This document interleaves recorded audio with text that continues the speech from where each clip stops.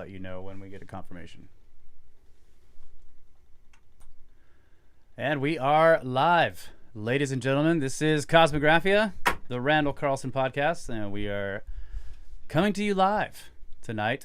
And I think we got a few, just a couple of updates on upcoming things, and then Randall has some stuff to talk about, and then we may have some guests appearing later in the evening. We'll see. Brad, how you doing, buddy? Are you real good. You on the road?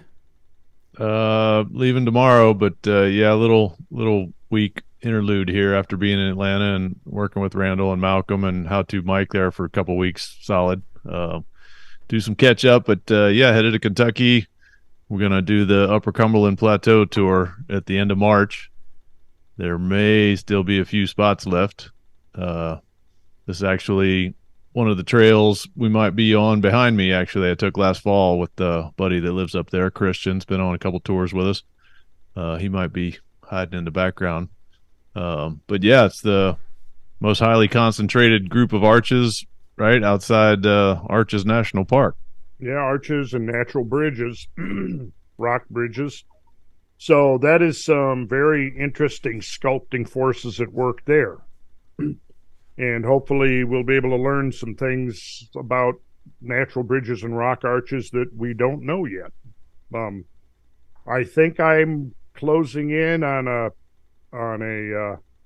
scenario that kind of makes sense. But you know, there's basically two things. When we look at rock arches and rock bridges today, first of all, we don't really see them being formed. What we see is that they're slowly disintegrating and being destroyed. So we're live. Live show. Okay. All right. Just wanted to make sure that... Is that a ghost that went past you in the background there? I just wanted to make sure she was decent. The dogs aren't allowed in that room, but Julie is. Yes, Julie is. We've had a Julie sighting. But there's been a Julie's. Yeah, that's one regrettable downside of the studio is we don't have dog sightings anymore. Right. Yeah. There have been dog sightings. There was a Jesse sighting previous show too, I think. He okay. Well, ducked in the back door there too. Maybe what we can do is we'll, on a special occasion, we will invite the dogs in and let them say hello. You know, we, of course, you guys knew this. We lost Bella. That's right. The matriarch. Yeah. Yeah, she was a sweetheart. But she's been gone several months now, and it took Rena, her daughter. You know, we had the nuclear family of dogs. We had the mom, the dad, and one of the offspring from the only litter that Bella had. And was interesting when mom passed away a couple of months ago, Rena, the daughter, she mourned. You could tell she was not herself for at least a month afterwards. She would, you know, I'd hear her in the other room. She'd be crying in the room that, you know, they slept in a lot of the time. So she really was aware of the fact that her mom was gone. So dogs are really sensitive like that, but she's adjusted and she's back to her old self now. And but she was the only female out of the whole litter of like nine. Out of nine pups, right? She was the only female. Uh-huh. One of these shows I'll have to pull up. I'll tell you, I've got some videos of the puppy pen when they're like 6 to 8 weeks old. Yeah, I got a couple of those too, actually. Oh my God. You talk about cuteness overload. Yeah. It was almost too much to deal with. And I think I've told the story about when the puppies were out there in the pen in the side of the house, the neighbors are coming from all over and the kids and everything. They wanted to see the puppies. So one day a mom comes with her boy. He must have been 8, maybe 9. I don't know. At least 7, but maybe 8. I'm going to guess 8. She's kind of meekly at the front gate. You know, we have a doorbell there at our front gate. She rings the doorbell and she goes, would it be okay if I brought my boy in to see the puppies?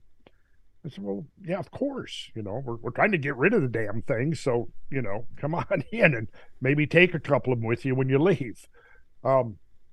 So she comes in, there's a deck on the side of the house, and just on the other side of the deck, sitting down on the ground, was the puppy pen. And that little boy comes up on the deck, and then he looks down into the pen, and all 9 puppies, just the cutest. And I'll tell you, his bottom lip began to quiver. And the next thing I know, and his mom says he's never seen he's never been around puppies. And I thought, well, how's he, where's he been for 8 years? The kid's never been around puppies. Okay, well, so it was just too much for him to handle. He had an emotional breakdown. He got right in the pen, and all 9 puppies, he's just swarming with these puppies and bawling his eyes out. His mom couldn't get him to leave. But I said, I thought for sure they were going to take one, but no, they didn't. But that's okay. We found good homes for all of them. But God, it's kind of like, you almost hate to give. Well, people offered us money. We took it. But otherwise, our main thing was to find good homes, because, the thing was, it was not a planned pregnancy. We'll put it that way. My brother lives next door. And so Otis, the big guy, the dad, he was only a puppy, 8 months old. And he was technically my brother's dog, right? And Bella, the mom, is technically our dog here. Okay, got the picture. We live next door. We got a fence separating our 2 houses with a gate in it. So I left for work in the morning, and the gate was closed. We knew that Bella was in heat because we hadn't had her fixed, and we were going to get Otis fixed, right?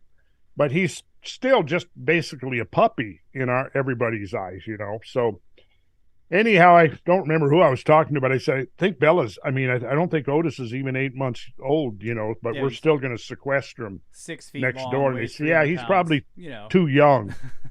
He's probably too young to do anything. So anyways, at lunchtime, I come home. We had Otis in my brother's yard sequestered, Bella in our yard.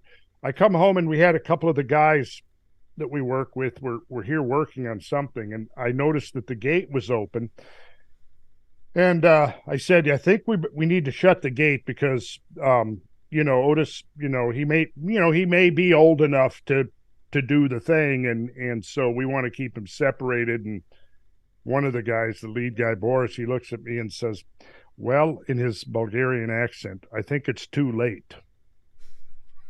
Uh-huh. And I said, oh, really? So I go up in Rowan's yard, and there's Otis leaned up against a tree, smoking a cigarette. Big smile. Uh-huh. Big smile on his face. So I knew then and there. But if I had any doubts, maybe 4 or 5 weeks later, Bella's beginning to bulge. And then another, month, 6 weeks, here they came. And so that was the only time I've been around a bunch of puppies, I think, in probably 30 years. I mean, see people have pups. When we were kids, we had the German Shepherd, and we had a number of litters, of German Shepherd pups. But it was a fun experience, but it's all over now. And Bella has gone on to doggy heaven. And so we've just got Otis and Rena. So that's the backstory. So if anybody's wondering the context of everything that's going on now.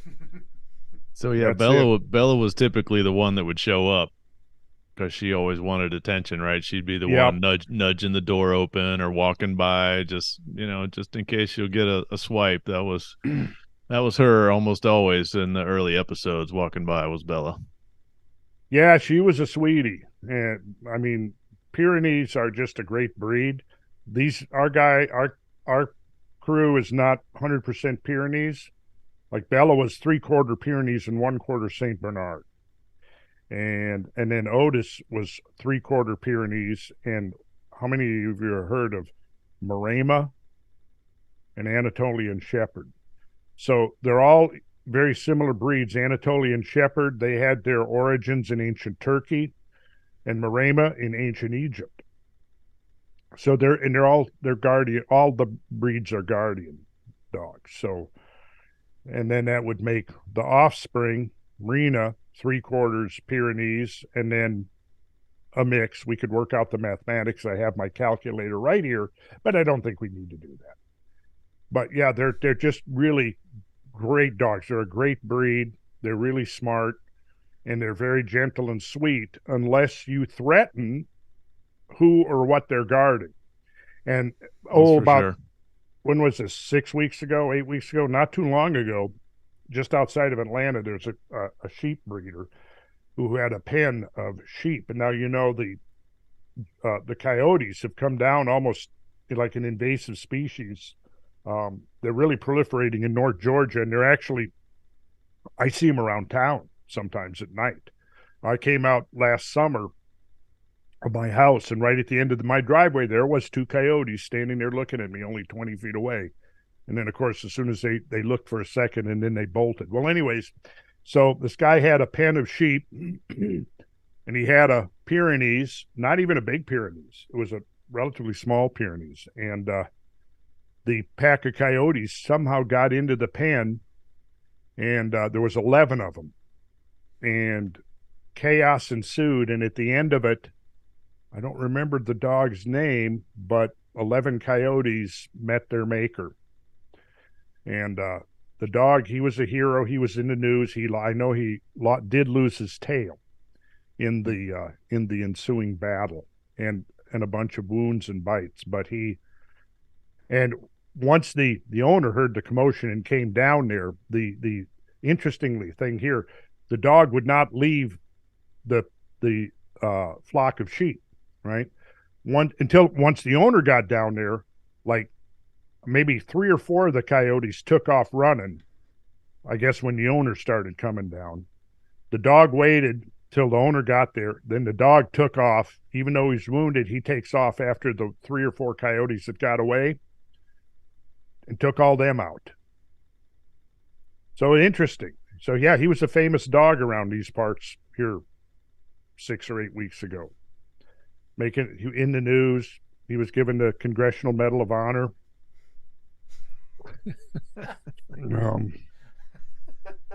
Couple of Purple Hearts. So, but that's a true story. I wish I could remember his name because it was a good story. Well, while you're going through that story, I'm trying to find videos of the little puppies. I am running across video and pictures from the very first tour in down in Pagosa Springs, right? We stayed out there with the Grimerica guys and met really? Russ and Kyle down there. So yeah, I'm seeing a couple of those photos, but not finding those little fuzz balls. Boy, they would just cuddle up with you and be, fuzzy puppy love there all over you like that kid. I could see them just swarming and being all over him. Yeah, they were quite a trip. They were. It was something. Anyhow, thing with the problem with dogs is, you get attached to them, and then they don't, big dogs particularly. Bella was just barely over 10 years old. But I tell you, when we were giving away those puppies, that was hard because, they're 2.5 months old or something about the time we're giving them away. By that time, I had gotten attached to all of them. So it was like, okay, here you go. Anyhow, you guys ever raise dogs or do any of that? Do any dog breeding? I usually don't spend time talking about it, but I do have a dog, or I had a dog, but my dog passed away. Great dog. Yeah, they're great dogs. So, which brings us around to something that I've always found interesting. You ever heard of the dog star? Yes. Absolutely. Yeah, well. 2 of them. Yeah, well, I often think, well, my dog, our dog Rena, she is definitely a dog star. I figure if she was a human, she would be like a supermodel.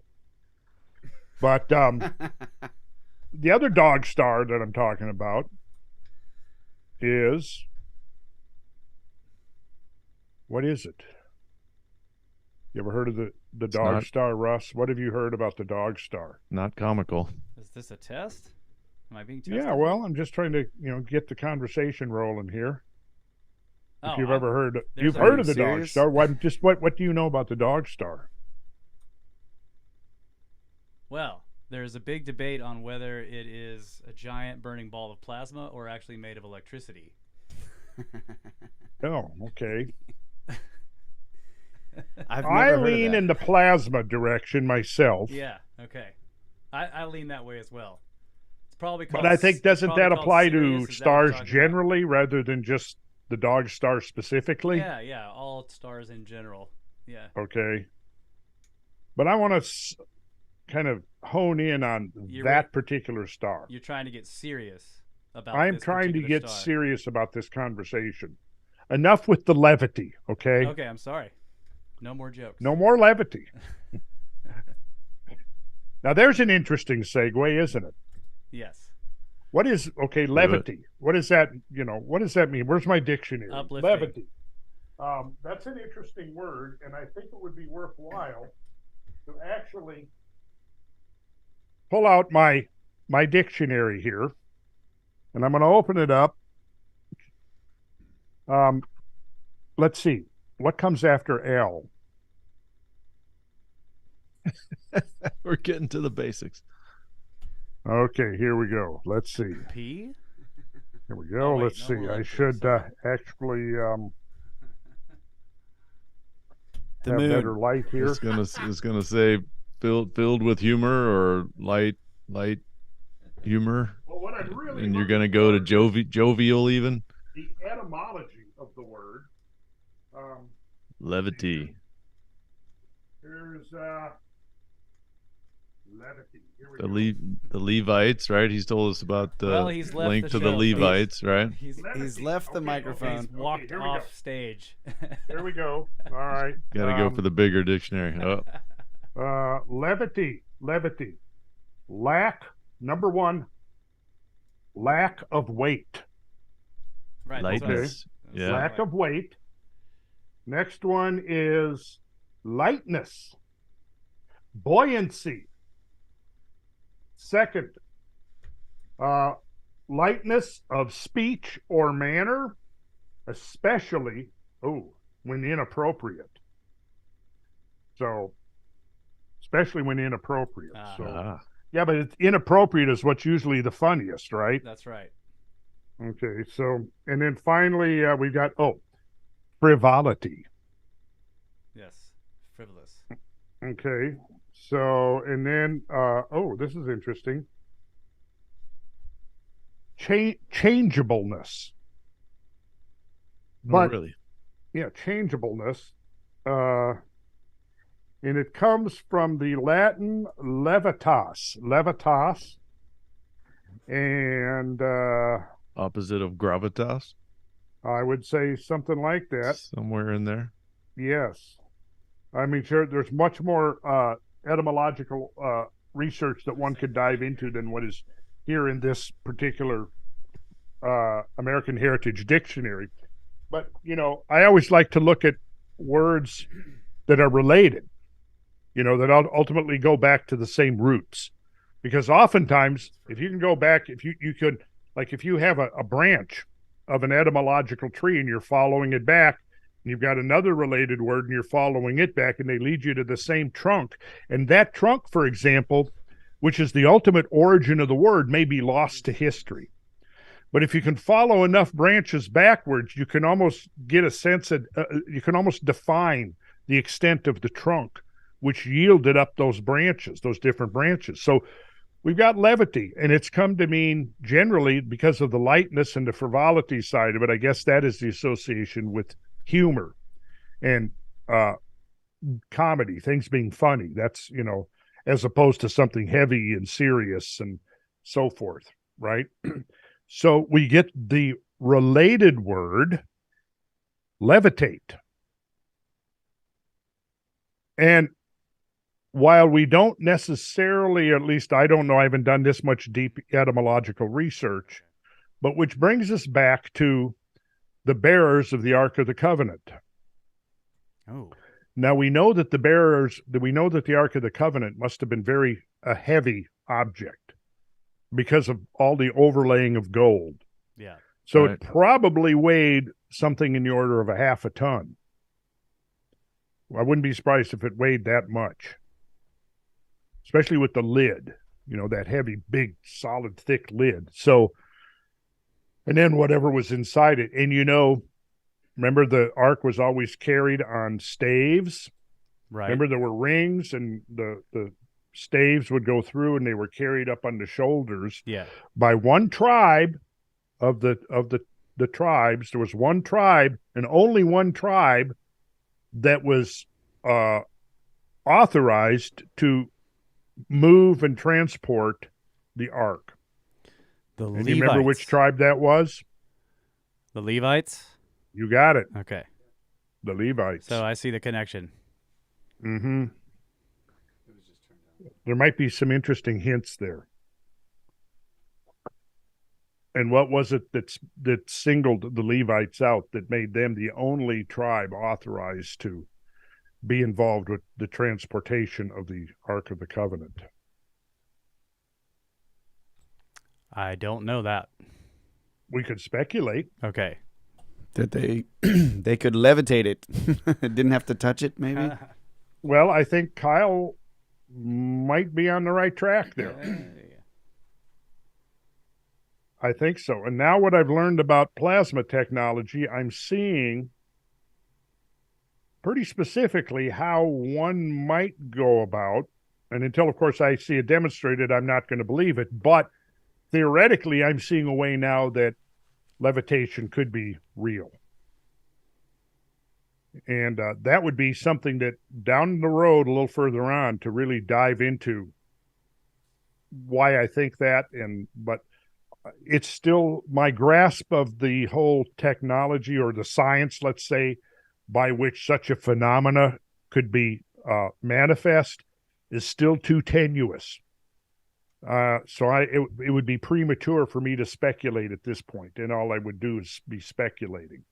But I think there is some connections there, and I think that the more we learn, the more convincing it becomes that, yes, ancient peoples had scientific understanding of reality, of creation, of existence, of the universe, any way you want to put it. And out of that science, they evolved a technology, but that technology didn't really look anything like our technology. And so the standard approach, when you start, like the attacks that we saw on Ancient Apocalypse and on Graham, which didn't amount to anything. I mean, after meticulously working my way through about 8 or 9 or 10 of the attacks, the sum of the takeaway was there's absolutely nothing here. There's nothing here but almost like the perfect exemplification of logical fallacies. Almost every logical fallacy in the book I encountered in those attacks on Graham. Probably most prominently would have been the appeals to authority, which of course is, some expert, and even one of them proclaimed himself, well, I'm the real archaeologist. Who are you going to believe, him or me? That was his approach. But if they are looking for some reflection of our own civilization, they're not going to see it. Is the operating assumption that anything that we would call civilization, the evolution or incarnation of something we could call civilization, it has to look like our own, or it doesn't qualify as civilization? Is that the question? I think that is a question that we should be asking. And I think the answer to that is no, it doesn't. We shouldn't expect it necessarily to be a mirror image or a reflection of this civilization that, dominates the planet now that we are a part of. And if we can break out of that mold, then we might be able to envision or imagine alternate ways that civilization might manifest in this planet.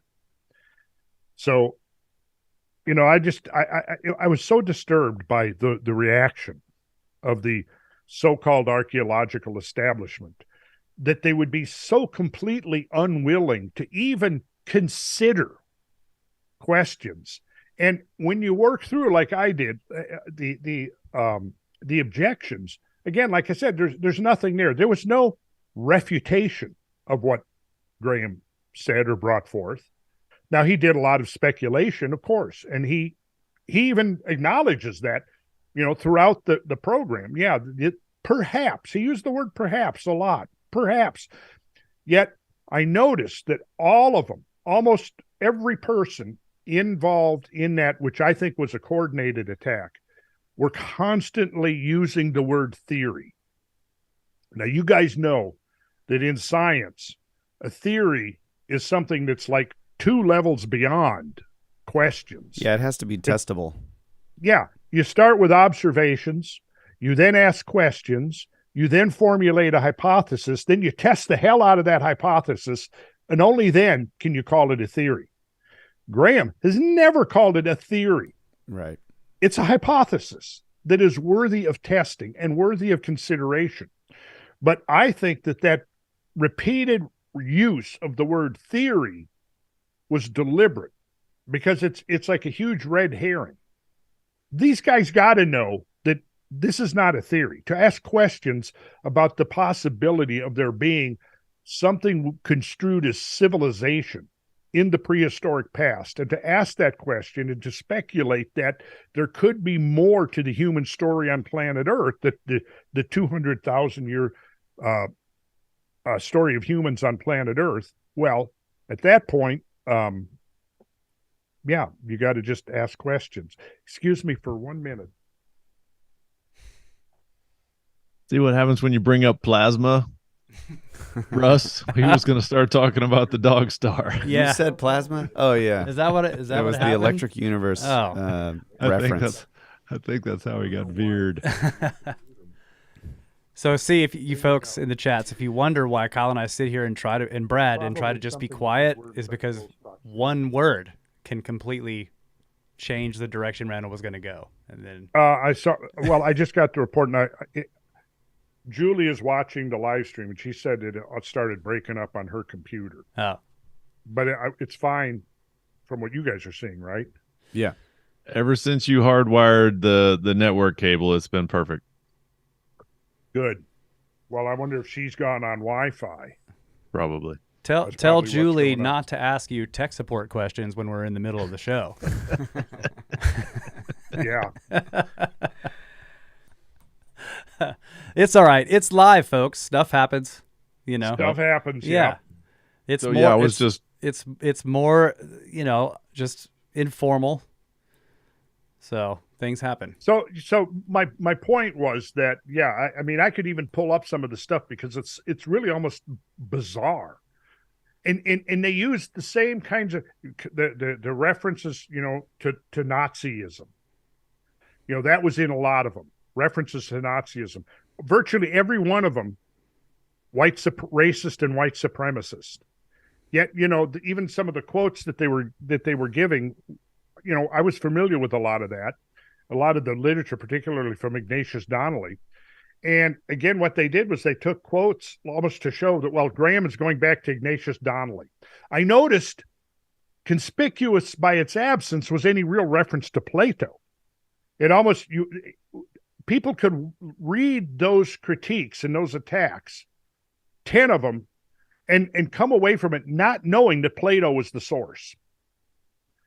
Now, why would nobody mention Plato? Instead, they go back to Ignatius Donnelly, because Ignatius Donnelly was an easy target. He wrote in the 1880s. And so, you go back to the consciousness and the mindset of the 1880s, very different from us today. And so if you're trying to paint, the fact that certain ancestors from certain generations ago were racist or white supremacist, yeah, you can find all kinds of stuff in the 19th century literature that we now interpret as, from the framework of the 21st century as being racist. However, even the quotes from Ignatius Donnelly were out of context. And when you looked at the whole context, oftentimes it didn't even have the meaning they were attributing it to. But so what they did was they basically led people to think that Graham was everything was going back to Ignatius Donnelly. And they're saying, this whole thing about ancient civilizations, that was around long before Graham. And then they invoke Ignatius Donnelly, right? And of course it has. So they were trying to disparage Graham or discount the value of his work by saying, that there were other people that had already speculated about this stuff. This was not original with Graham. And then they go, what the experts? Well, who the experts, right? So then they get this Flint Dibble guy, who worked on outcrops in Greece, but I don't know necessarily how that qualifies him to have a monopoly view on the reality of ancient history. And that's what you have to keep in mind is that, you can say, okay, I'm a professional archaeologist and I have a degree in archaeology, right? And so therefore, I am qualified to express my opinion on any subject that's any way related to archaeology, and nobody else is. But, look at what Graham, now let's by comparison, let's look at what Graham's doing. He spent over 30 years, traveled to probably close to 100 countries. He's reviewed, read, and referenced thousands of scientific papers. He's interviewed dozens and dozens of some of the top professionals in the field, both very mainstream and also somebody who would be considered an outlier or fringe and everything in between, right? So he's spent all of this time doing this over 30 to 35 years, looking at this period of Paleolithic history. Now, how does somebody who's just an let's say an archaeologist, I knew an archaeologist a while back, who, for example, spent his probably 2 decades excavating Civil War sites. Okay, that's a legitimate and interesting branch of archaeology. But how would spending 20 years excavating Civil War sites qualify one to have an opinion on what may or may not have been happening 14 or 15 or 20,000 years ago? It's not. However, by saying I'm an archaeologist, now you're automatically, that's how it's portrayed.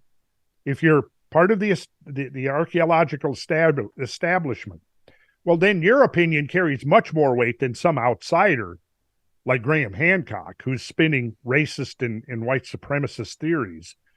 And how is it, when you think about it this way?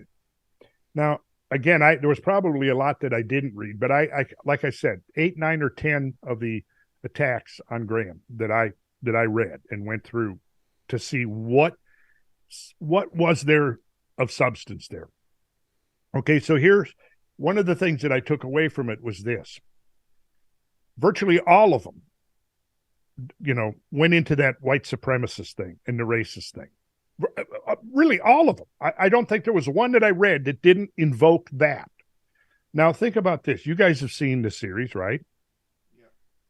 Okay, would you watch that series and then come away from it thinking that Graham is a white supremacist and a racist? No. But I'm aware of the arguments already. So. Well, let's suppose you didn't know anything about it. No, of course you still not. wouldn't, would you? Yet I'm supposed to believe, you're supposed to believe, everybody's supposed to believe that, let's say, 10 journalists and professional archaeologists and stuff all watched it and all independently concluded from it that that Graham Hancock is promoting white racism, white supremacy and racism.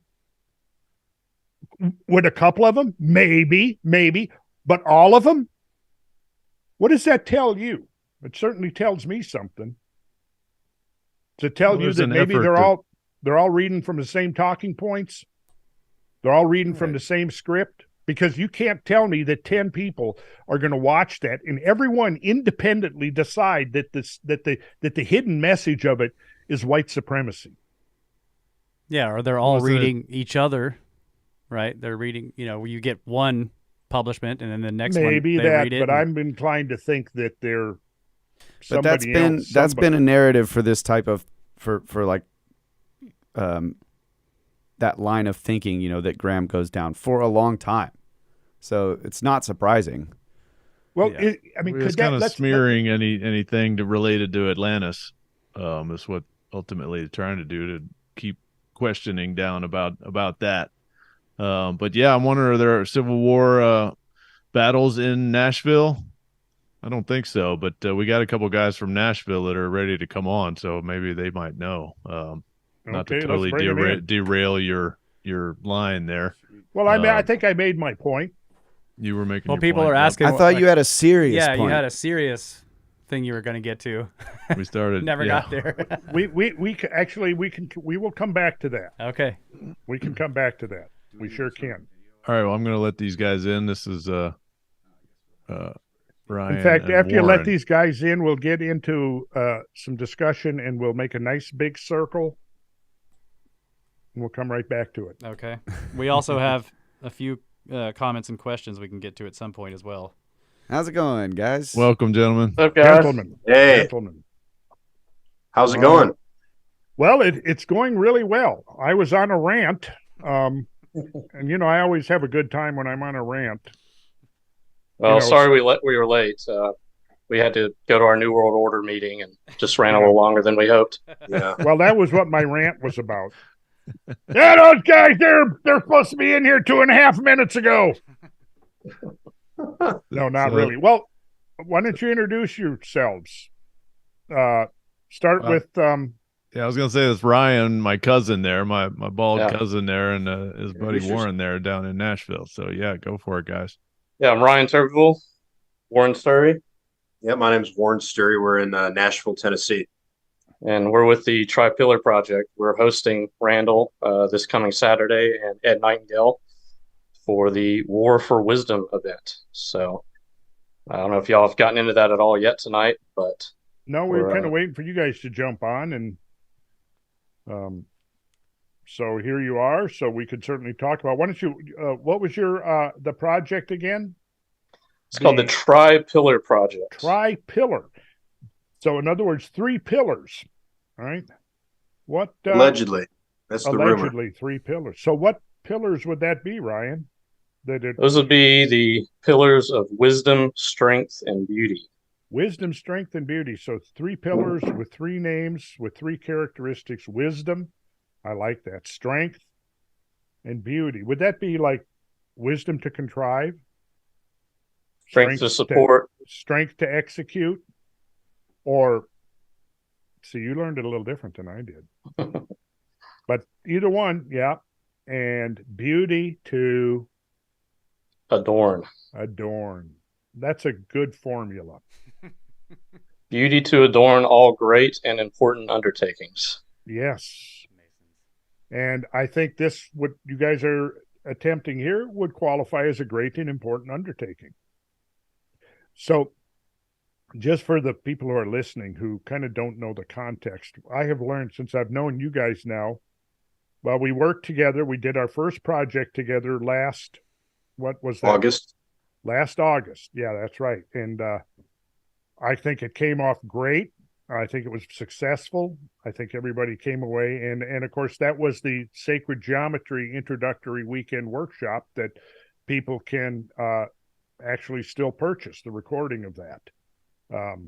So that was where I first worked with Ryan and Warren, and Brad was there helping out. Let's see, Snake Bros, you weren't there, were you? Yeah, I think this is actually our first time meeting you guys. I'm not sure if you guys came to Nashville for that event. No, Yeah, we didn't. We couldn't make it to it. So it is. Yeah, it's great to see you guys. Yeah, thanks for having us on. Are Yeah, you guys coming this weekend to Nashville for the 4th? We can't. Not going to be I'm there. sorry. We want to. Sure. We're gonna make it at some point, but yeah. At some point. That first event was on Second Geometry, so that's the beauty pillar. And this event is on wisdom. So for the next event, the strength event, we're going to have Randall arm wrestle one of Graham Hancock and his critics. All right. That's great. Yeah. That'll draw a crowd. Well, I'll start training. Randall, can you pull your mic up a little bit? Yes, sir, I can. Yeah, there we go. Yeah, the Thank Sacred you, Geometry sir. course came off excellent. It was filled up very quickly with 60 people. I think that's probably twice as big as any classroom Randall's had. They had a great facility there for it. over 3 days, and it is recorded, as he was saying, and that's still available through Randall's HowTube channel. So, as always, there'll be a link to that in the description. Yeah, that's got to be like 13, 14 hours worth of content on that recording too. I mean, that's like a ton. I mean, for whatever the cost is, I don't remember what it is, but I remember it being very reasonably priced, and for how much content you got, that's a good deal. Anybody should go to HowTube and get that right now if they haven't already. And there's quite a few hours, maybe 5 or 6 hours of lecture. It's not all geometry. It's not all drawing. Randall gets into some esoterica and some really interesting lectures that I haven't even heard only portions of in other places over 25 years. So yeah, there's some exclusive stuff in there, and it's $72 for that, whatever, 12 to 14 hours, like you're saying. And you can learn some sacred geometry and get your drawing practices started too. Yeah, and in that light, I'll mention now that we've kind of gotten this last project out of the way that has occupied so much of our time the last couple of months. We're now ready to circle back to the studio here and begin recording the new incarnation of the Sacred Geometry course. And put the word out that the unfinished beta version that's being sold over on Sacred Geometry International, don't spend your money on that. Don't spend your money on that. Big no. Big no. Yep. Yeah. Let people know that that's fraudulent sales of my Sacred Geometry course that I created. We'll save the full discussion on that upcoming soon, though. As in the spirit of full disclosure in the year 2023, that's one of the things that I'm going to let people know exactly what went down there. So anyhow, so the tri-pillar project, and this kind of is a natural outgrowth of what's now happening in Nashville. Why don't you give us a little bit of context on and some of the historical background on Nashville? Sure. So, if you're familiar with Nashville, it's a center for music. Our nickname is Music City. Country music is what we're most known for. But over 100, 150 years ago, the nickname, our moniker, was actually the Athens of the South, because at the time we had more universities, places of higher education than anywhere else in the South. And the original founders of the city and some of the original leaders really wanted this to be a mecca for higher thought and learning and education.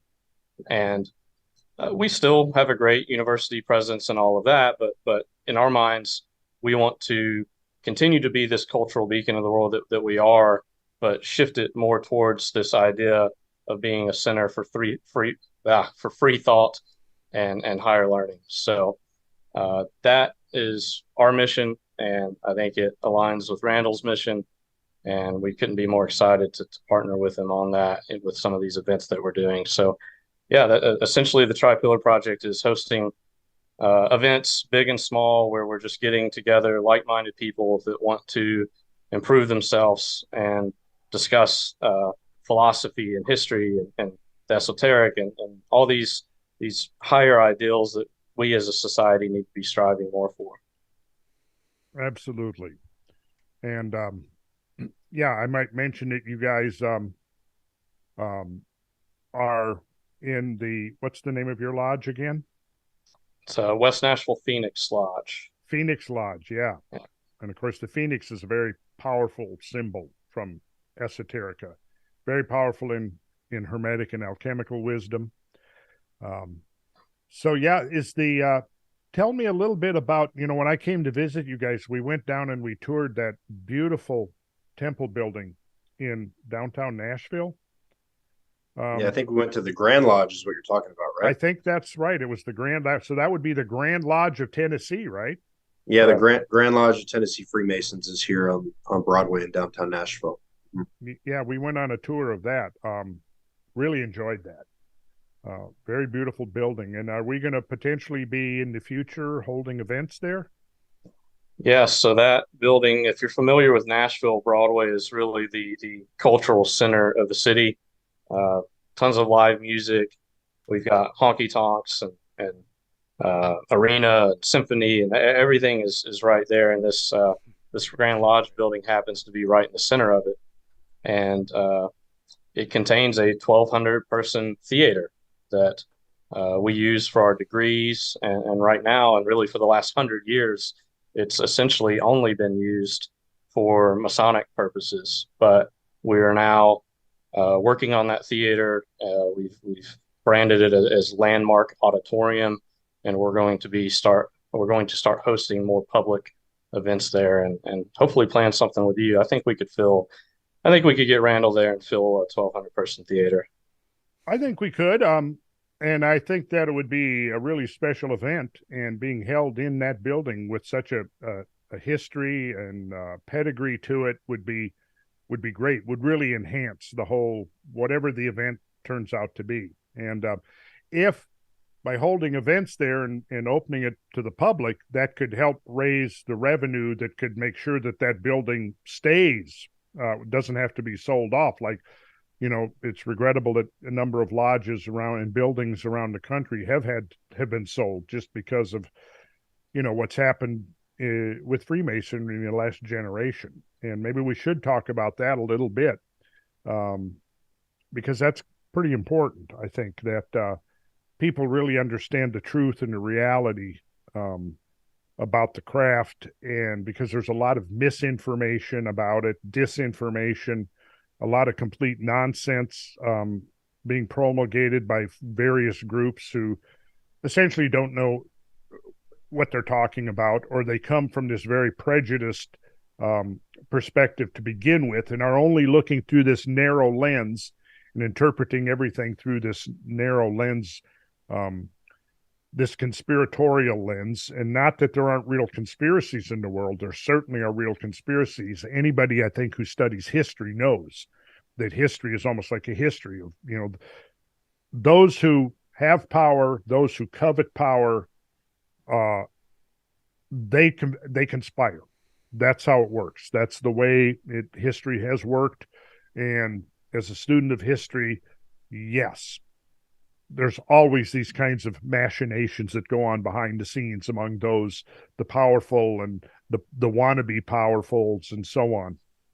But when it comes to Freemasonry, I would just say, okay, let's look today at who are the ones pulling the strings that we know of today. I mean, we know the names of a lot of them.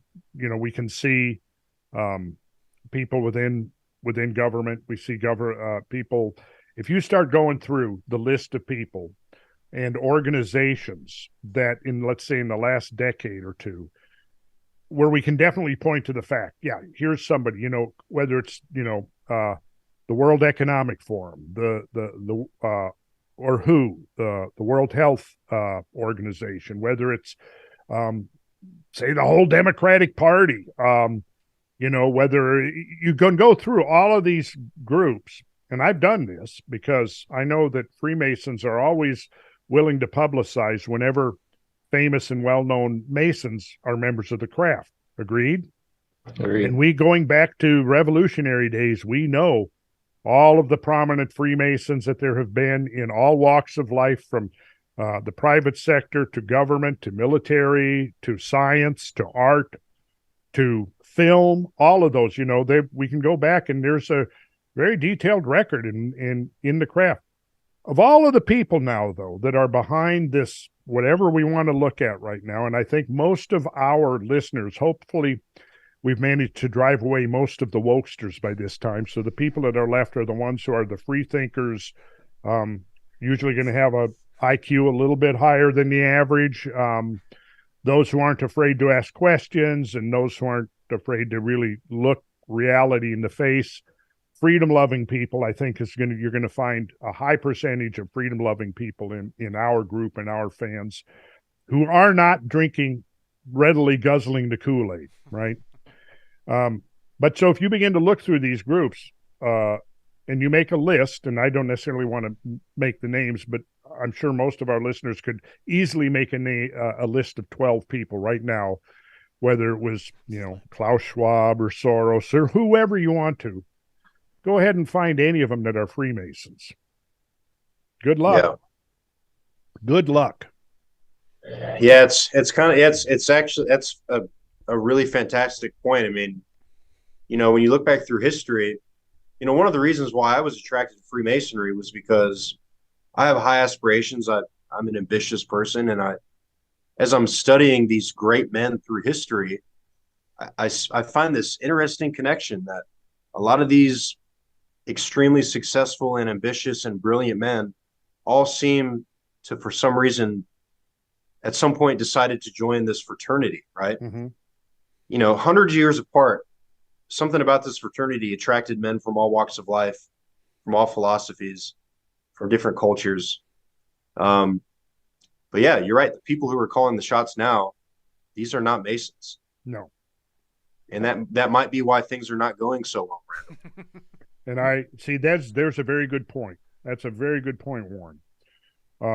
I was led to the craft because of the mysteries and the symbolism originally. I had been I had gotten very interested in architecture in the early 70s, and particularly sacred architecture and mystical architecture, and had by 1974, 73 and 74, I had discovered the existence of sacred geometry. And so I just took a deep dive. There wasn't a whole lot of information back then available, but there was enough certainly to whet my appetite for more. And so between 1974 and 1973, 1974, I had about 5 years under my belt.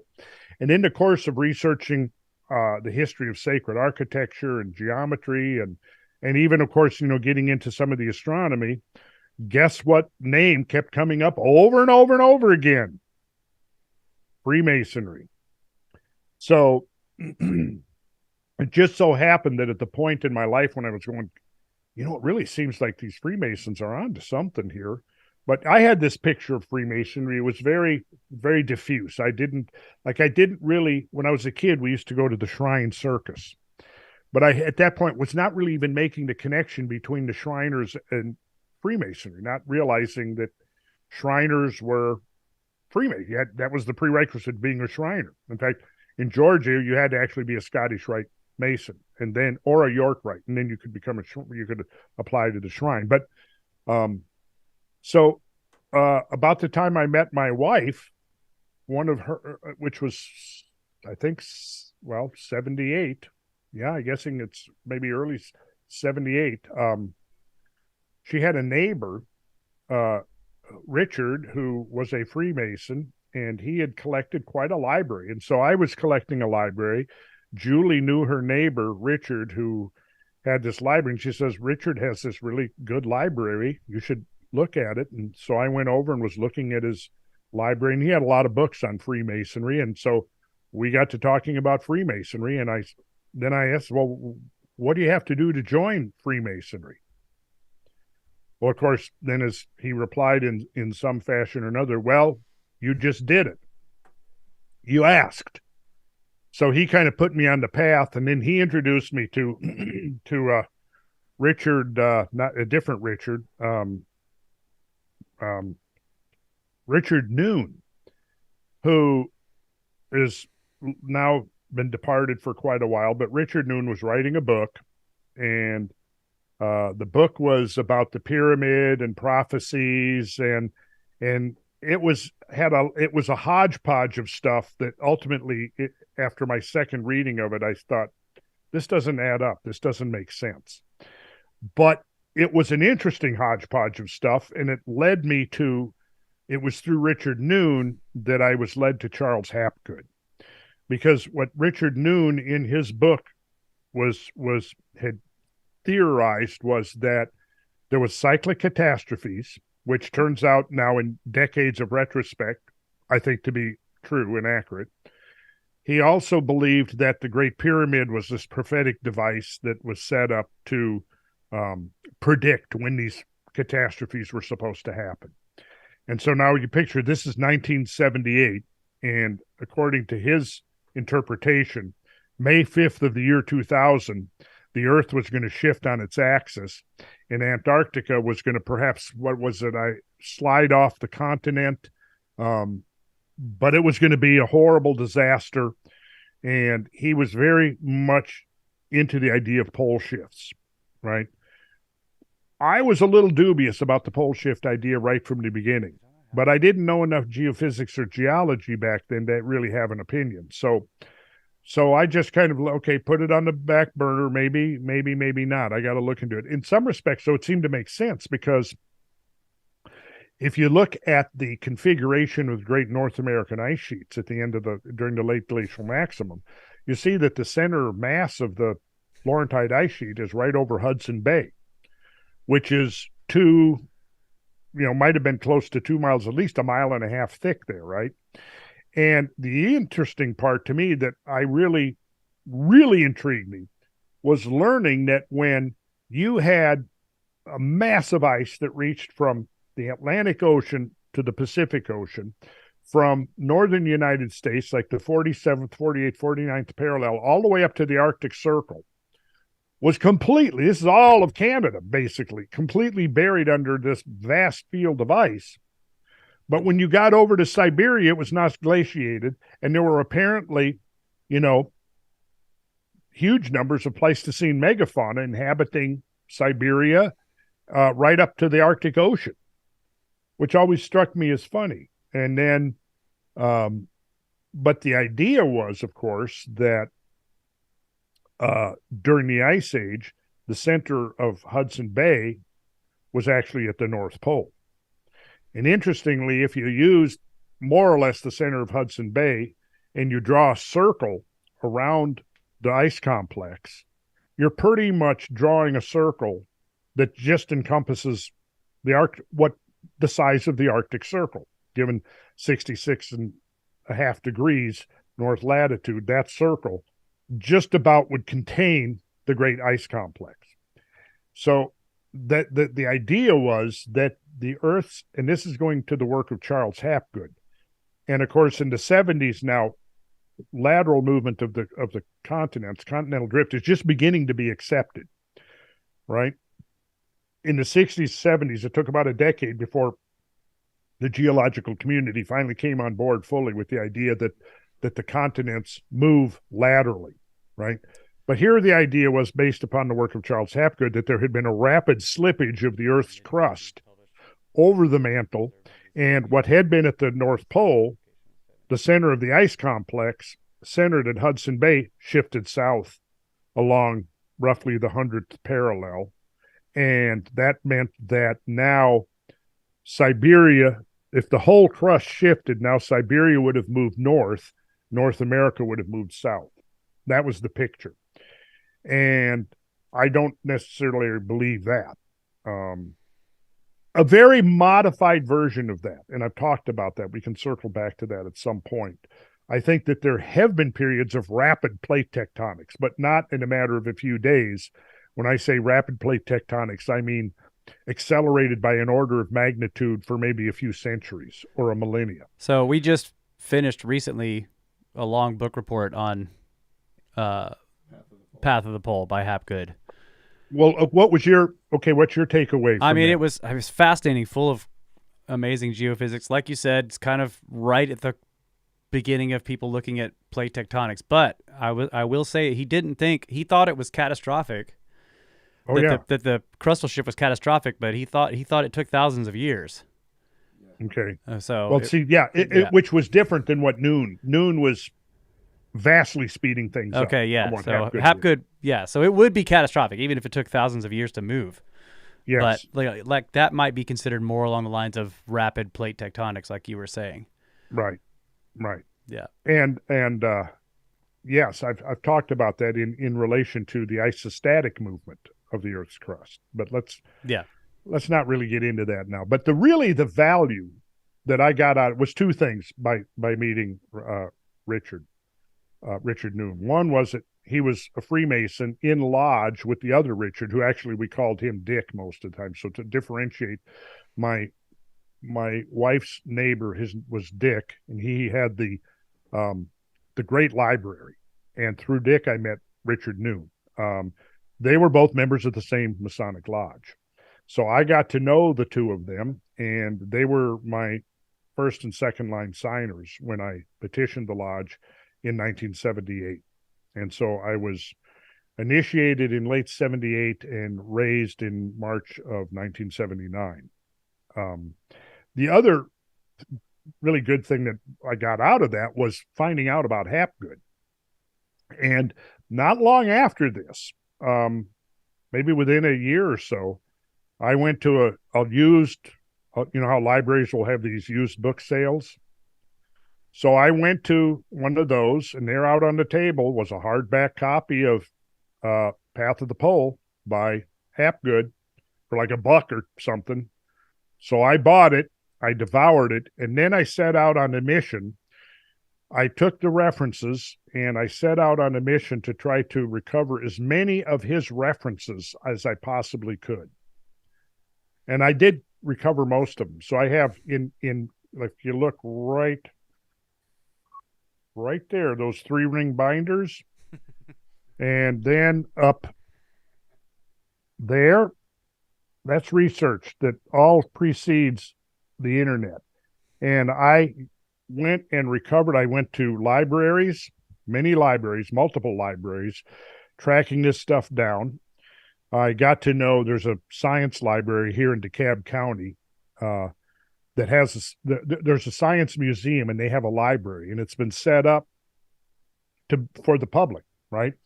I go in there and I'm doing research over a period. I'm showing up there 2 or 3 days a week after work. Got to know the head astronomer they have an observatory there. Got to know the astronomers, got to know a couple of geologists on staff, got to know the head librarian, and got them interested in the research that I was doing. So the librarian, she was quite fascinated by it. And the thing is that they have this great library set up there for the public, and the public was hardly using it. So I come in there and kind of had, carte blanche. I was, they were waiting on me hand and foot because, oh, look, a member of the public. So I came in there doing my research, and she, again, this is, 20 years really before the internet. So, but they had the interlibrary loan system set up. So I would be reading a paper and it would make a reference to something, and I go, I got to read that. I mean, you guys know if you're doing research how that goes, right? So I would have a list. I would go in there and hand it to her. It would usually take a couple of weeks. But then if I happen to drop in, it should say, oh, I have something here for you. And there would be some paper that had been shipped from maybe across the other side of the country, maybe even from Europe, some library in Europe. So I began to get this collection, and that's what all of this stuff is in those binders. So I would get these articles. I did, of course, haven't read all of them, but I have read the abstracts of every one. So I know what's in there. So I put they were all printouts then, from copy machines, and I would take those and I would put them in sheet protectors, and then I would put them into binders, chronological order, and then by subject matter. So I might have, 3 or 4 binders, which is just ice ages. I might have 3 or 4 binders just dealing with mass extinctions. Like I had 2 full binders dealing with just the Cretaceous Tertiary mass extinction I eventually got. So, but of course, then what happened was, once the internet came along, I started using that more and more as a tool. And now, I've paid money to get library privileges and, subscribe to several of the ResearchGate and others like that. And, Google Scholar's constantly adding and updating new stuff, plus making personal contacts now with authors of papers and stuff has given me access to stuff. So now I can get almost everything online. But so that goes back, Hapgood was was introduced to Hapgood in 1978. And Richard Noon Yeah, I was going to ask Russ and Kyle how many episodes they spent going through that book report. I started to listen to your Velikovsky because I never read that, but actually Hapgood was my introduction to catastrophism probably 5 years before I met Randall. That was Path of the Pole was the first book I read in that direction. So yeah, I'm going to want to go back and listen to your episodes on that one. Yeah, it ended up being 11 episodes. It was a long one. It was. There's a lot to unpack there. Yeah, there's a lot to unpack. We had a lot of discussion. I mean, it was, and as I was reading it, trying to decide what we're going to put on the show and what not, there was so much stuff. I'm like, I can't skip this. So, it was a long book report, but man, it was great. It really was.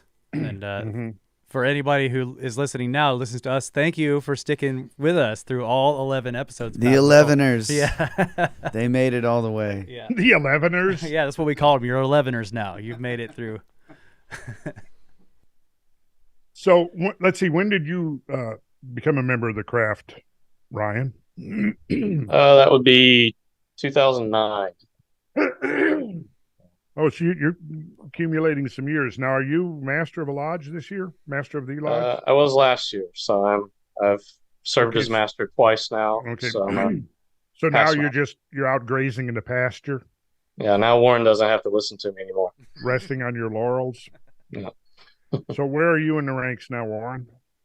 You in the chair? I'm the junior warden of my lodge. Oh, you're the junior warden. Okay.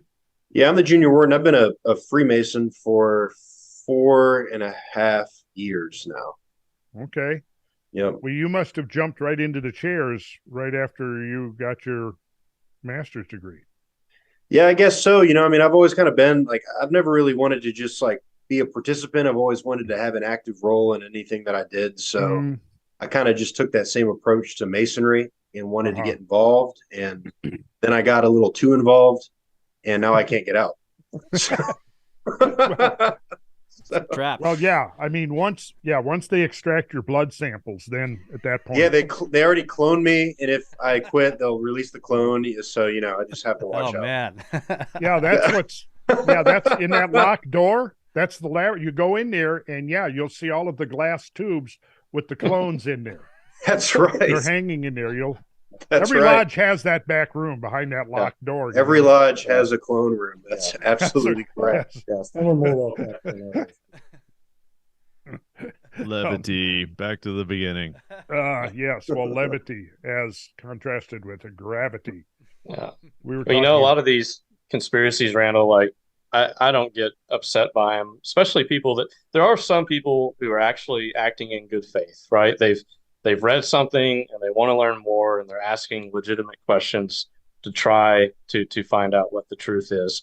I have no problem talking to or debating or having discussions with those people, but there's a large crowd that, quite frankly, they're just anti-Masonic and they have no they're not trying to get to the truth. They have no desire to actually engage in good faith. They're just haters, for lack of a better word. And they also think, because they watched some 2-hour long, YouTube video that they know more than I do when I've been in it for 14 years. Right. And the other common thing is they'll ask, well, what level are you? Which right away is a giveaway that they don't know what they're talking about. Right. There's not a hierarchy. There are degrees that are numbered, but that doesn't, it's not a rank. But they'll instantly go to, well, if you aren't at this degree, then you're in the dark and you just don't know all the secrets yet. And they've said the same thing to me, and my response has been, okay, let's see. Now, I've been master of the lodge, past master of one of the oldest and largest lodges in Georgia. I've studied deeply into the history of the craft. I've been up through the 32nd degree. I've known many 33rds when I was, when I was master of the lodge in 1990. The Grand Master of Masons in Georgia was Bill Fleming. William Hutchison, Bill Hutchison. He was a 33rd. I knew him well. He was a great man, now since departed. Now you're coming on here and you're telling me that, okay, I don't know the secrets until I get to the third. Once you get to the 33rd, then those guys are going to tell you the secrets, that it's really a secret satanic cult and they whatever.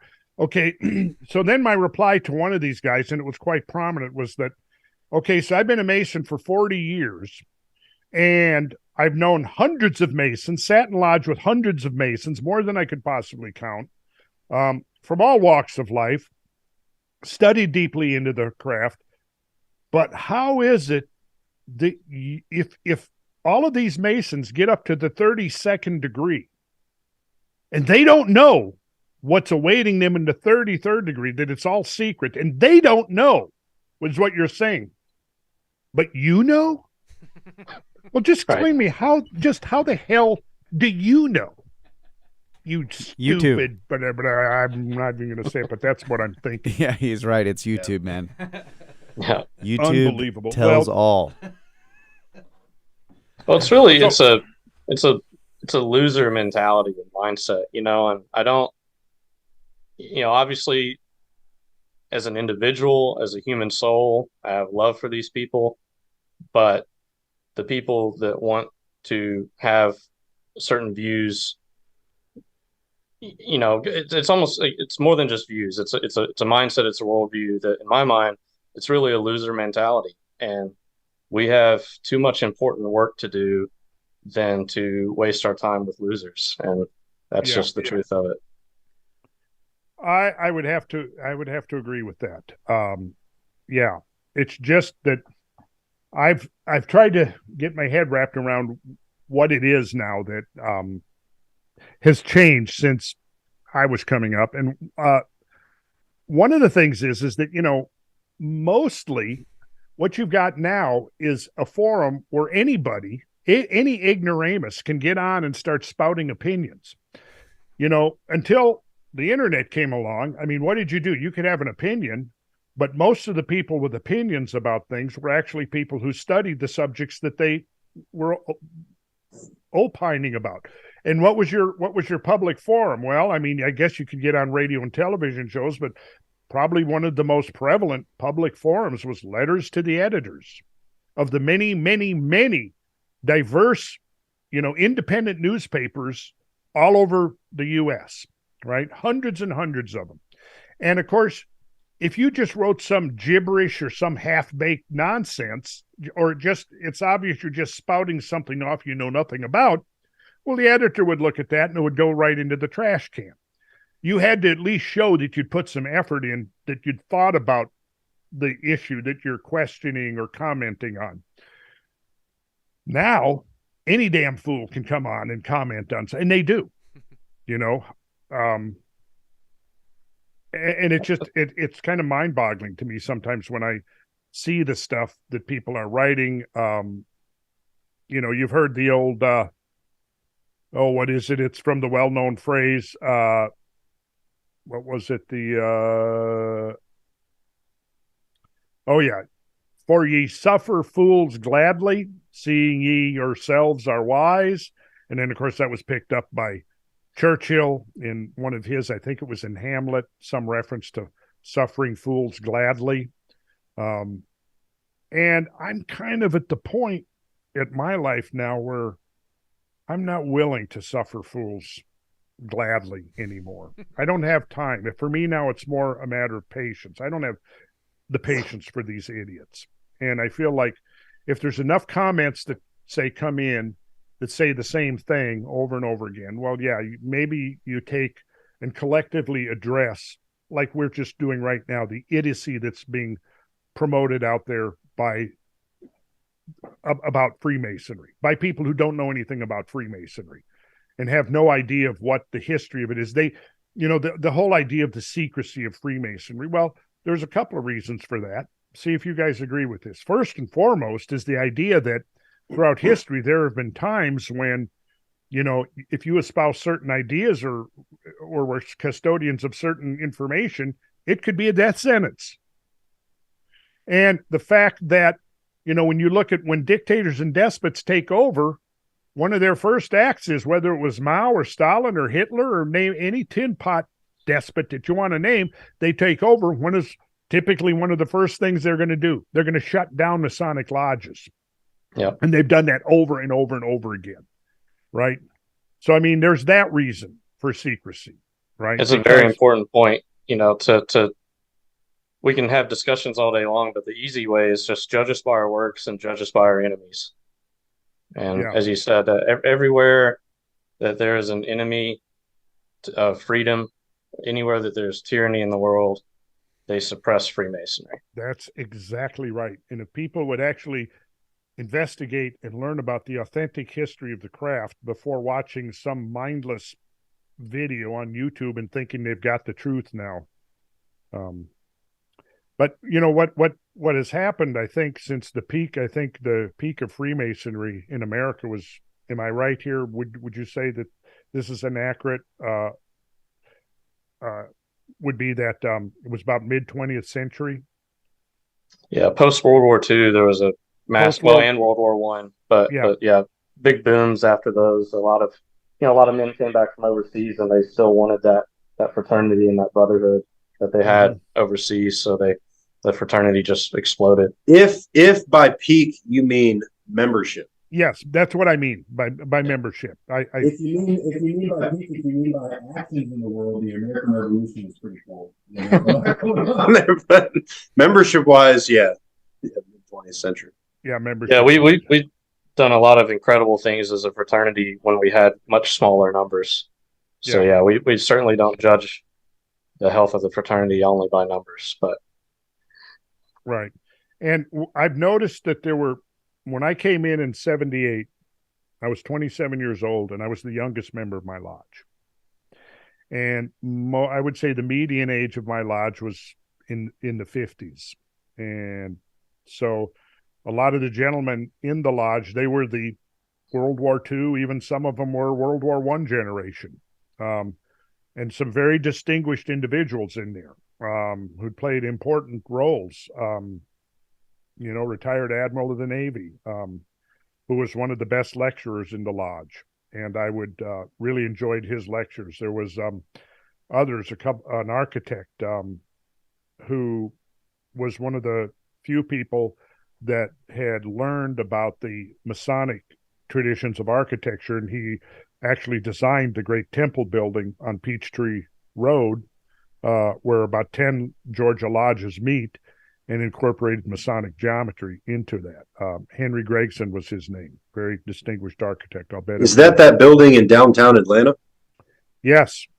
Yeah, we were looking at a picture of that a couple days ago. Beautiful. Obelisk out front. Yeah, it's very interesting.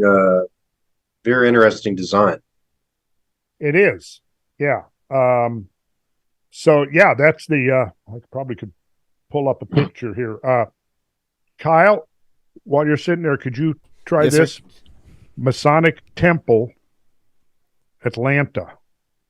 Let's see if we can find a picture of that building. I can't share it though because we're running the stream. Yeah, we're running the stream over here. So. Oh, okay. But I can look it up. Well, if you want to. Pretty much in any downtown in any major city, there's a Masonic building. If it hasn't been sold or torn down, of just great beauty, incredible beauty. And going back to this whole false notion that we're secret, just go down to these buildings. You can get in. I mean, it's probably better to try to find a website, call or email just to be sure. But most of the time, there's staff there. You can show up, knock on the door, and go tour our facilities. Oh, yeah. Yeah, if you knock on the door of a Masonic lodge and somebody answers, you say, hey, I'd like a tour. I'm not a Mason. They will smile and they will invite you in, and they'll spend an hour telling you everything about that building. Unless they're in the middle of ritual, which is what happened to us. Unless they're in the middle of something. They're like, what are you doing here? Yeah, we're unless they're in the middle of the cloning process. Right. Now I'm interested. You can't see. Does this mean that there are Randall clones? Like, I'm disturbed. Too many questions. Okay, I'll stop. Well, yeah, I mean, I guess since this is the year of disclosure, yeah, actually there's 3 or 4 Randall clones running around out wow. there. So they get so much done. And what? That's how you get so much done. That's exactly how I get so much done. At the same time, I'm doing nothing except having a nap on the couch. People have wondered about that. If you spend so much time having a nap on the couch, how do you get so much done? Well, now you know my secret. Yeah, okay. Mystery solved. Clones. My Masonic clones, yeah. Well, a very key idea within Masonry, especially the Fellowcraft degree, the second degree, is the idea of the seven liberal arts and sciences. And this isn't a Masonic idea. This hails back to ancient Greece, but it's of extreme importance to Masons, but it really should be of importance to the world. And part of what you're going to be speaking on Saturday in this war for wisdom is this idea of returning back to some traditional modes of education. And the trivium and quadrivium, as they're called, these seven liberal arts and sciences are a big part of that. So I think that again, we as Freemasons, me and Warren specifically, we're just acting as individuals here. But I do think we have a mission for ourselves to learn and grow and better and improve ourselves through learning these ideas. But the ultimate mission is by improving ourselves, we can then improve our families, our cities, our countries, our society as a whole. So and the world. And the world, yeah. Yeah. And it's as Masonry describes itself, it's a beautiful system of allegory. And how does the rest of it go? Beautiful system of allegory. It's a beautiful system of morality, veiled in allegory and illustrated by symbolism. There we go. Beautiful system of morality. Veiled in allegory, right? I used to have this down. Means I probably need to get back to Lodge. Let's say it again because I love it. It's a beautiful system of morality. System of morality, veiled in allegory and illustrated by symbolism. Illustrated by symbols. There we go. And those symbols, I would venture to say, also conceal a very deep and profound science of how we might create a successful civilization on this planet.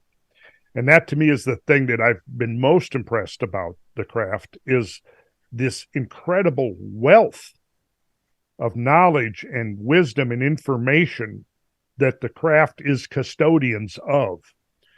Even to the point where I realized, somewhere early in my career as a Mason, that most Masons really didn't even understand the depth of it.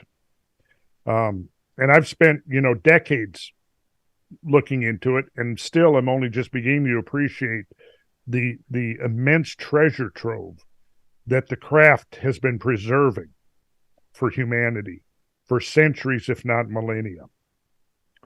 And this is its most profound contribution. I mean, the charitable works, of course, the inculcation of higher ideals and a higher morality, of course. One of the slogans of Freemasonry is it takes good men and makes them better. That's the idea. Now, we should also mention, I think, just because of the times in which we find ourselves, that lest we be accused of perpetuating the patriarchy, there is a branch of the craft sponsored under the auspices of the Grand Lodge of France that does admit women. Yeah, I believe there's now female Freemasonry in Britain as well. Yeah. Co-masonry is what they call themselves. Well, the co-masonry is what do they call themselves?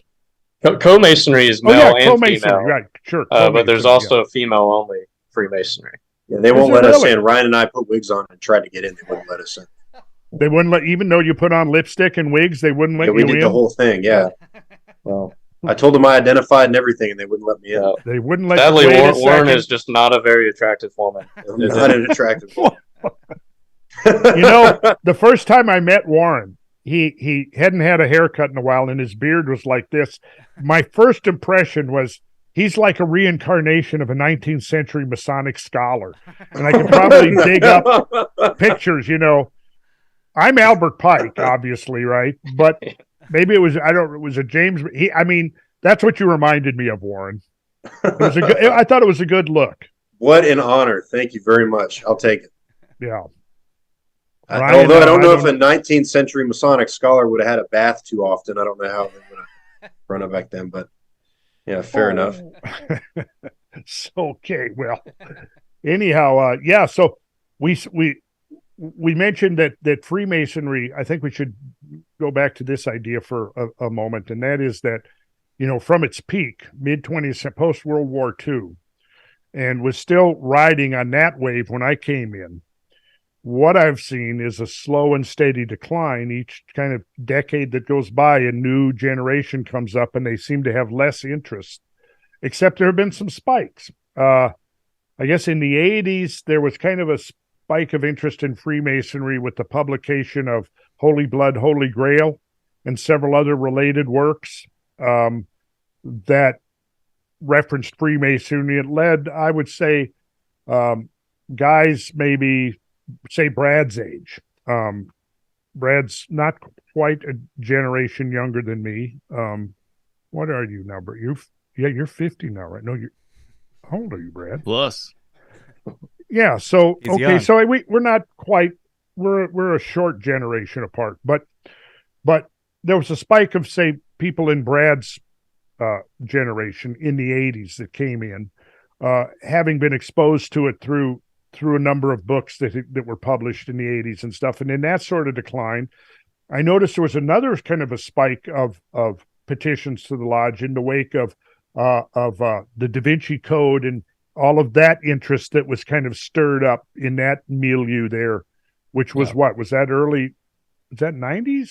Early 2000s? When was that? I think early 2000s, I believe. Yeah, Probably early. 0304. Yeah, so right in there. But it's declined again since then. And the younger generation just, again, in early 2000s, almost nobody had seen, that was the internet was just getting cranked up. And so you didn't have all of this stuff, all these red herrings out there throwing people off. Well, Freemasonry, they whatever, they've read some bullshit and they think they know what the craft is about. And so they have no interest in petitioning it. And there's too many other things, distractions from whatever, was going on in woke culture and in gaming and in everything that's going on now. Right. I'm old enough now that I can one of my very earliest memories was an unboxing event. I think I was probably 2.5 or 3 years old. My dad brought home the very first television. And I remember him carrying it into the living room and unboxing it, taking it out of the box. And so I can say when I came into the world, we had no television, right? Now, television had been around since the 40s, but nobody had televisions until the 50s, really. And, we had no presence in space or any of that. All four of my grandparents, who I was lucky and privileged enough to know personally, wonderful people of that generation, they were the World War I generation. They were born in the 1890s. When they came into the world, what was the main mode of transportation? Horseback, horse-drawn buggies, foot. Nobody at that point in the world had really gone more than, say, 30 or 35 miles an hour. Yeah. I don't know, maybe some aerial ballooners or something. I don't know who may have, a fast clipper ship. Yeah, if they fell down a canyon, they might have picked up some speed on the way down. Right. But you think about that, virtually nobody in the world had ever moved over 30 miles an hour. So, that was, 2 generations before me. Now look where we're at. But I guess what I'm getting at here is that, I think there's a younger generation that really doesn't have an understanding and an appreciation for what the craft is. And it's just regrettable that they go online to find out that they're going to encounter a bunch of this pure BS, and maybe aren't not capable of differentiating between something that's authentic and genuine and something that's just BS. Well, the problem goes, it's not even that, that's just one good example, but we have people who don't understand what the world is. Yeah. We've got fortunately I was born without a cell phone in my hand, but we have people walking around now who have had cell phones and access to social media since they were practically infants. And we have no idea what that is going to look like a decade from now when those people are, making decisions and running things. But there's been a serious attack on the mind of the the American citizen, of the Western, of the world citizen. And it's like, earlier when we were talking, you were pointing out your binders and the research, and it had me thinking about how the average attention span of somebody today probably could not do the type of research that you were doing back in 1978 to sit and stare at something for hours and hours and hours. Nowadays, we've got TikTok and all this stuff where people are looking at a video for 5 seconds and then deciding to go on to something else. So, we do have people who don't understand the craft, but we also have a generation of people who have been essentially robbed of their consciousness, Randall, and it's really unfortunate. And I'm hoping that we get into some of that stuff on Saturday. Oh, we will. We definitely will. I'm not a doomer, right? I think we have to be realistic about where we're at, but I see a lot of this stuff as an opportunity, and just like everything else, the craft goes through cycles. This isn't the first time we've been on a decline. Masonry came close to dying out, and it's risen over and over and over again, and it's going to rise again. We see pockets of it happening. There's lodges throughout the country and throughout the world that are absolutely thriving. They have 2-year wait lists because they can't handle the amount of petitions to get in. So that Masonry is going to be fine. Does that mean there won't be some downturn and some hard times in certain areas? No, there's probably a lot of lodges that are going to go out of business. It's just the truth of the demographics, the situation. You've got a lot of members that are going to die off over the next 5 to 10 years. But I do think that as society shifts, for the worse, as Warren was talking about, I think that makes the appeal of what Freemasonry provides even stronger. People are going to want real world experiences, real world connections and friendships and networks, and to be able to meet with like-minded men that are all trying to improve themselves, with men of diverse backgrounds, cultural backgrounds, different industry, different socioeconomic status, different religions. There's just very few places in the world that I know of that provide something like that. And to be able to get together with those differing viewpoints, yet still have harmony, still have brotherhood, still be working towards a common goal, is that's not going to die out. It's going to come back around. And I've had a kind of a fantasy ever since I became a member of the craft, which is that, because I had already kind of immersed myself into the history of Freemasonry in the couple of years leading up to my actual membership. I at that point, and there's been a lot of scholarship now just, in the 40 to 45 years that have transpired since then. But at that time, the conservative view was that the origins of Freemasonry went back to the early 1700s, 1717, with the consolidation of, I believe it was 3 lodges in the British Isles. But of course, the first question I had was, well, wait a second. How can you say that's the origin of Freemasonry when it was actually a consolidation of already existing lodges? So how long did they exist? And I think that, in going back in the history of Freemasonry, we discovered that structure of Freemasonry existed all the way back at the dawn of recorded history. That tripartite initiation process that begins, and there's been a lot of scholarship in the interim now, and I'm kind of needing to get caught up on some of it, but a lot of the gaps. I mean, we know that Elias Ashmole was initiated into the craft in the later part of the 1600s. So that means that there was obviously an existing lodge when Ashmole was initiated. But I think that, there's enough pieces, even though there's still gaps, I think there's enough pieces now to make a good case that the origins of modern Freemasonry does go back at least to the Middle Ages. Yeah. And to your point, Randall, when I became a member, I had a realization. I said, wait a second, I just joined this 600-plus-year-old ancient fraternity that has taught men principles of morality and spirituality. 600 years? What else am I ever going to find that is that old and still around? That's pretty cool to me. That's very cool to me. I mean, yeah, just to be aligned with that and to be a part of it.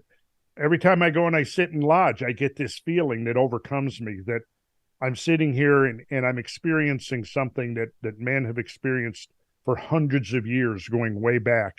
And now, of course, as you mentioned, women get to experience the same thing. My wife Julie was actually a member of a co-Masonic lodge years ago, but it was politics interceded, and like everything that politics touches, and it became, this was at least 20 to 25 years ago, but I would like to see that. I think it's time. I'm okay with that. And also, we finally had what are we calling it here in Georgia, where we're finally, the Prince Hall lodges and the British Grand lodges, we finally come together and had recognition. And for people who don't know, the Prince Hall lodges are the African American lodges that also have a very deep and inspiring pedigree that goes back to the Revolutionary War. Prince Hall was a hero of the Revolutionary War, and I went to one Prince Hall event. It's been 25 years ago, by invitation. And I came away with something very interesting, because I remember a number of detractors of Freemasonry attacking me and say, oh, Freemasons they're no different than the KKK, right? Now, back in the early part of the 20th century, did you have some overlap between Freemasonry and the KKK? Well, sure. But again, what you have to do is differentiate between some of the individuals that might happen to become members of the craft and the craft itself. And I point out, that when people start going on, and I've said this before, I'll say it again, because it actually is a good analogy, and it's accurate. And that is, to my knowledge, not counting Thomas Jefferson, 14 Freemasons have been presidents of the United States, right? With the last Masonic president, Snake Brothers, do you know the last Masonic president? I think Gerald Ford. Yeah, it was Ford. Gerald Ford. We haven't had a Masonic president since Gerald Ford. But some people say Trump is a secret 33rd degree, Randall. Yeah. have people really said that? Oh yeah. It's because he does some secret sign that they know about that's clearly not. Right. So I saw somebody that was. It was proving that the Masons had some grand conspiracy and control of the world. And what was their evidence? They were showing pictures of, like, here's Miley Cyrus up on stage doing this. And I'm thinking, well, yeah, that proves it. Yeah, that proves it. Yeah, one of my favorite videos. Sorry, Ryan. Let's pull this back to the War for Wisdom, and we got to be running out of time here. We're over time. Thank you, Brad.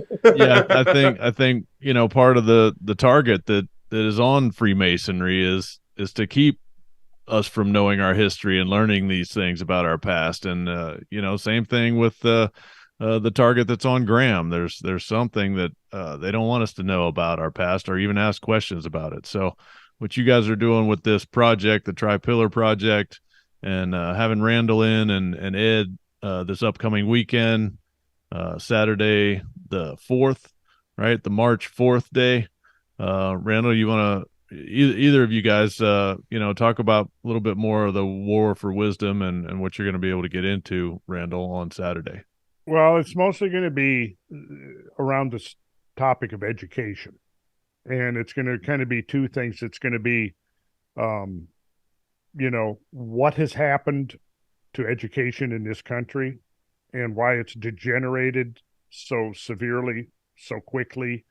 Although the downward trend has been going on since basically I graduated from high school, but in the last decade or two, I don't even I resent calling it education, because I don't even consider it education anymore. I think it's just totally degenerated into indoctrination, and there's so much to unpack here around the idea of education and what it really means. And we're going to be going back not only we're going to be looking at some of the traditional modes of education, how it worked, and what kind of alternatives, realistic alternatives, could we begin to generate in this country to act as an antidote to this degenerate system of indoctrination that's now infected schools all across the country, and it's probably only going to get worse. And we already see what's happening, when parents are waking up to the fact that their kids are being indoctrinated into a particular reality, a particular worldview, and it really has nothing to do with anything that we would hold as being worthy and honorable, the kinds of things that we've inherited, which is freedom and liberty and self-reliance and tolerance, all of these kinds of ideas, the freedom to speak out, to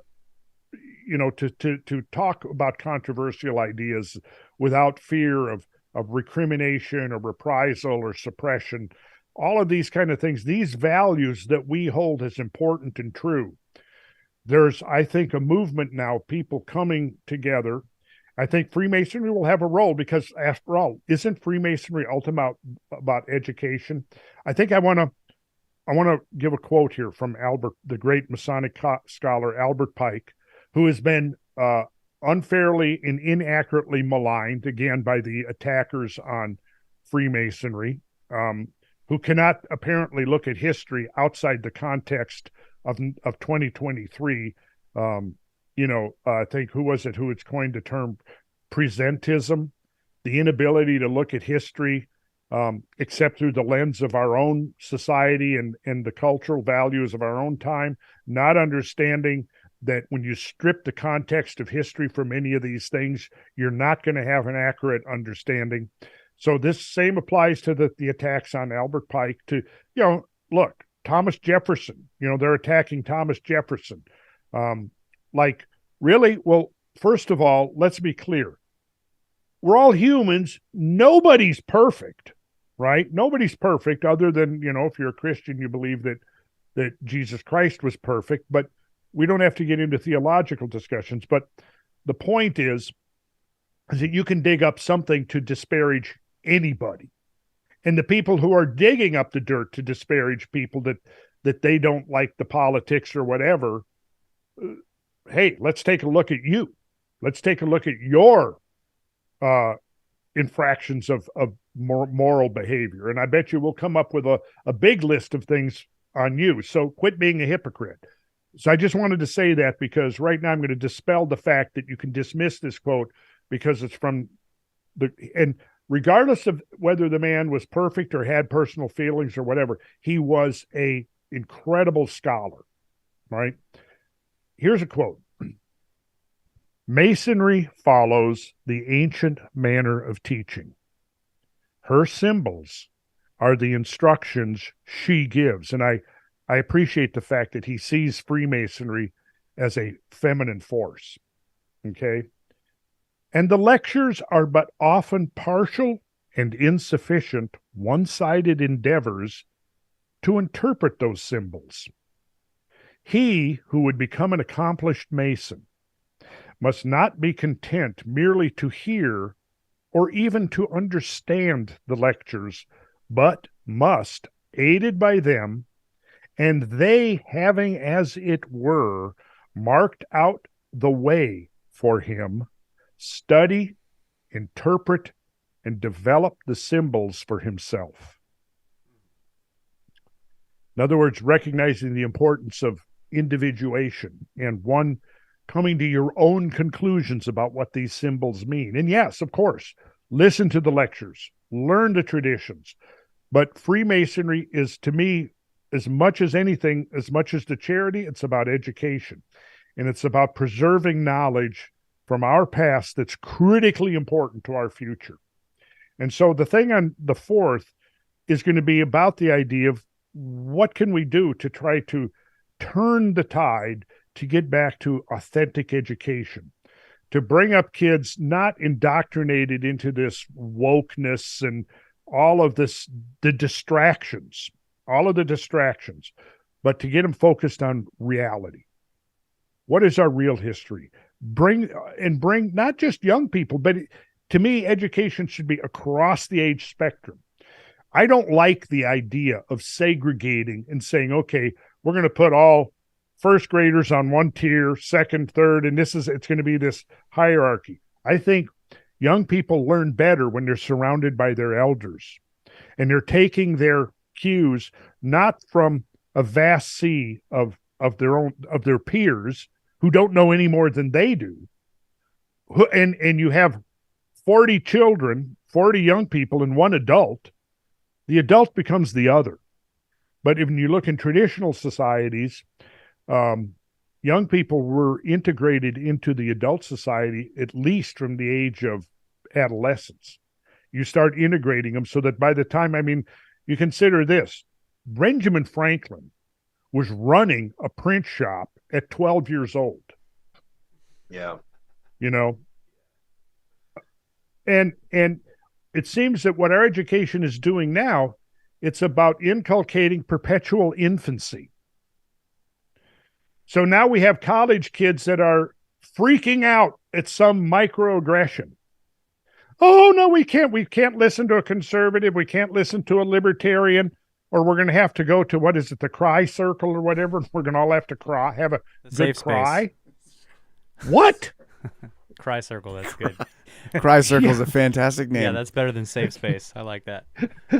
Well, isn't that what they do? They go there, because of the trauma of having been exposed to some idea that they find that they can't deal with. And I just want to add, like you've said this before too, about kids learning to being surrounded by their elders, but also surrounded by people who are younger than them. Get both ends. Yes.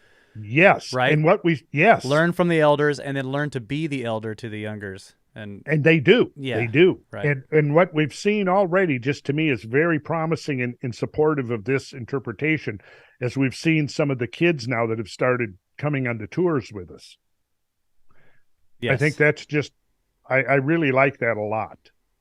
And how quickly kids, young kids will, how can I say, I think of one, her name is Sophie. She was the first one, I think, that came on, and at 9 years old, she came on one of our Cumberland tours, and the first day she was very quiet, didn't say anything. She was the only kid, on the tour, very shy.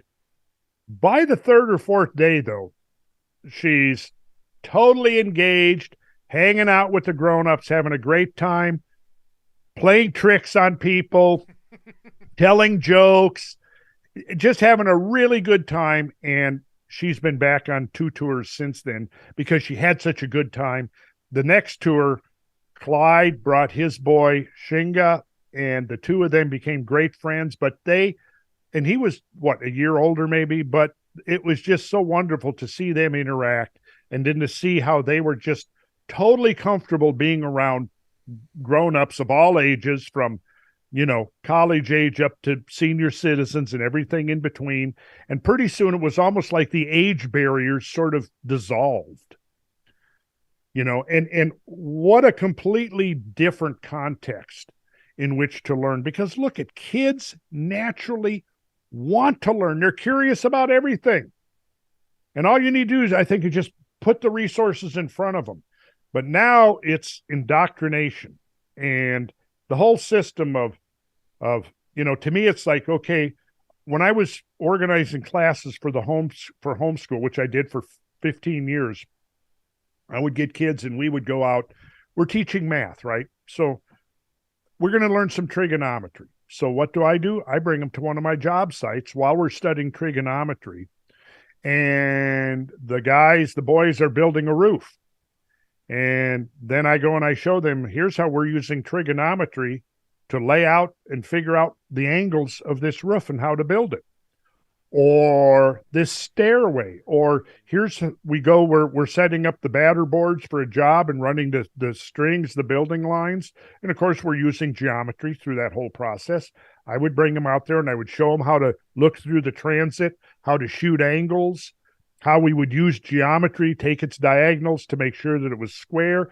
Then we would do other things, go back, say, out to a creek, and we would look at the level of the water, and we would perhaps take a topographic map, and we would, and all this is by way of illustration. We would take a topographic map, and from that we would generate a cross section and get the profile of the stream. And we would use the topographic map to also get the slope of the stream.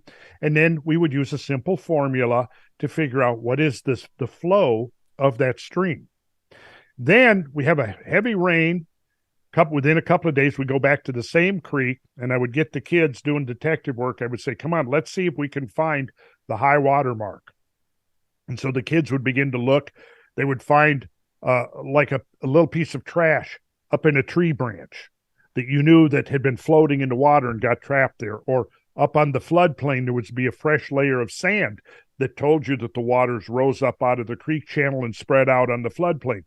So what we would do is they would then go back. Oh, and we would get any kind of a flotation device. I would bring my 150-foot fiberglass tape, and we would stretch that down the stream. We would do a mark at 0 and a mark at 150 foot. Somebody would have a stopwatch. We'd put the flotation device in, time how long it took to get down to the second mark. We would go back and use the little mathematical formula, and from that we would determine, okay, that first day we went out there, the normal stream volume was this much, but after the rainfall, it was this much. And it would give us an excuse to get out into the woods, to hike around, and the kids loved it. They loved it. They loved the fact that they could now connect something that they're doing in the classroom and using a formula, and we're going out and measuring discharges of streams. So these are I'm citing these as examples. This is how education should work, right? And look, there's an important role for the classroom, absolutely. But putting kids' butts in chairs for 5 or 6 classes a day, and then you just get rolling into something, and then the bell rings, you get up, you have to go to a completely different class, completely put out of whatever was in your mind and switch gears. And really, as we all know, that goes back to the factory system. And the use of bells was because they used bells. A bell would go off to tell you when to take your lunch break in the factory. And that was kind of the original intent, and it's gone downhill from there. So what I'm talking about is an immersive, real-world type of educational experience that brings adults and get back to the idea that, okay, once you graduate from high school or get your degree from college, that doesn't mean now that your education then should stop at that point. But the idea that you should keep learning and keep getting educated your entire life. That education should be an ongoing process. And I'll shut up now. I think another big part of this event on Saturday that should be mentioned is the Randall Carlson project. Yeah. Because this is kind of prefacing the greater goal of seeing that become a thing. I mean, I'd love to hear you speak on that for a moment, if you could. If we've got, I don't know, I think we might be, are we running out of time? Yeah, we're almost 30 minutes over. Yeah, the overlords are texting us. Saturday. Yes, the overlords. All right. You have to come on Saturday to find out. Cannot learn it here on this podcast. It's too secret. Or I would imagine Mike Robertson, How To Mike is going to be recording it. So if There'll you be a recording. take it, probably for a very reasonable donation, you will get the lectures. I don't know. We haven't figured out how we're going to disperse those yet.